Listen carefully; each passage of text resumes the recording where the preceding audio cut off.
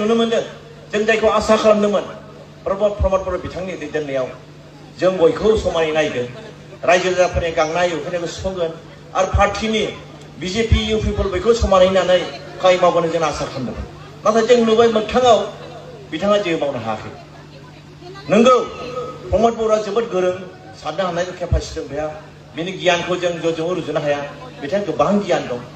गोबां थियरिटिकेल बिथां जोबोद एक्सपार्ट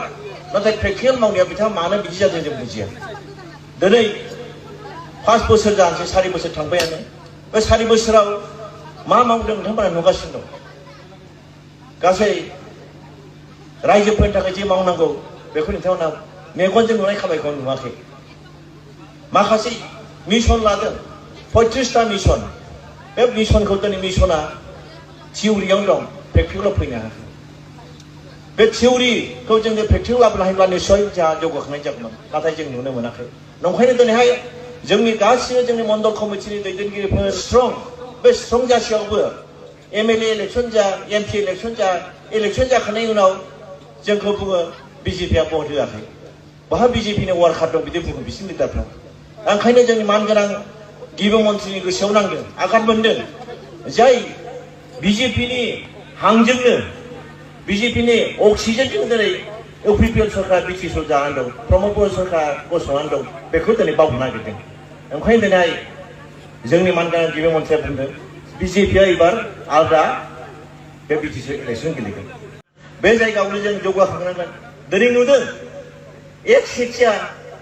खामानि मावै जोंनि पार्टिफोरखौ डिसरेगार्ड खालामदों दिनैहाय जोंनि इएमफोरनो बिजेपिनि इएम एनसिएलएफोरनो स्किम होआ जेबो होआ अयरास गावसिनि इउपिपिएलनि जेसेबां प्राइमारियानो होन ब्लक कमिटियानो बिसोर स्किम हरै खामानि मावदों गावसिनि इउपिपिएलनि एनसिएलएफोरनो खामानि मावदों स्किम हरदों नाथाय जोङो बिब्लाबो सबसे गैया दिनैसिम जोंखौ नापात्ता खालामदों होमब्ला जों पार्टियाबो थांगोन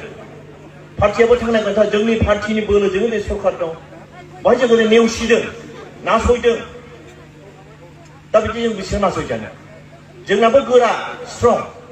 दा ओंखायनो जों दिनै प्रधान मन्त्रि बा जोंनि मानगोनां गिबि मन्थ्रिया सिन्था खालामदों जोङो बिपिएफखौबो नायजोब्बाय इउपिपिएलखौबो नायजोब्बाय जोङो एबार आलादायै इलेक्शन गेलेगोन इलेक्शननि उनाव मा जायो उननि खोथा दासिम खिन्थु इलेक्शनखौ जों आलादा गेलेगोन ओमफ्राय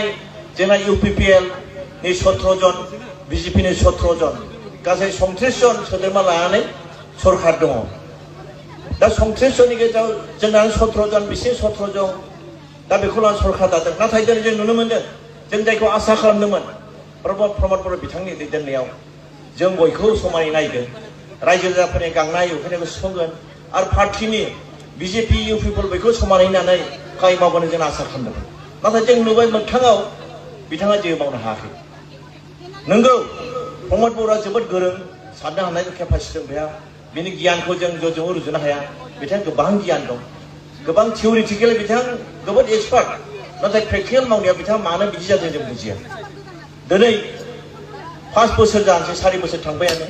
बे 4 बोसोराव मा मावदों नोंथांमोना नुगासिनो दं गासै रायजोफोरनि थाखाय जे मावनांगौ बेखौ नोंथांमोना मेगनजों नुनाय खामानिखौ नुवाखै माखासे मिशन लादों 35टा मिशन बे मिशनखौ दिनै मिशना थियरियावनो दं प्रेक्टिकेलाव फैनो हायाखै बे थियरिखौ जों प्रेक्टिकेल लाबोनो हायोब्ला निश्चय जोंहा जौगाखांनाय जागौमोन नाथाय जों नुनो मोनाखै नंखायनो दिनैहाय जोंनि गासिबो जोंनि मण्डल कमिटिनि दैदेनगिरिफोर जोंनि गासै कार्यकर्ता आरो जोंनि गासिबो एमसिएलए इएमफोरनि खावलायनायाव आरो प्रेक्टिकेलि जोंनि पार्टिया एथ' स्ट्रं बे स्ट्रं जासेयावबो एमएलए इलेक्शन जा एमपि इलेक्शन जाखांनायनि उनाव जोंखौ बुङो बिजेपिआ भट होआखै बहा बिजेपिनि वार्कार दं बिदि बुङो बिसिनि लिडारफ्रा ओंखायनो जोंनि मानगोनां गिबि मन्थ्रिनि गोसोआव नांदों आघात मोनदों जाय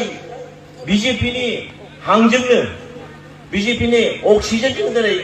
इउपिपिएल सरकार बिटिसिआव जानानै दं प्रमद बर' सरकार गसंनानै दं बेखौ दिनै बावनो नागिरदों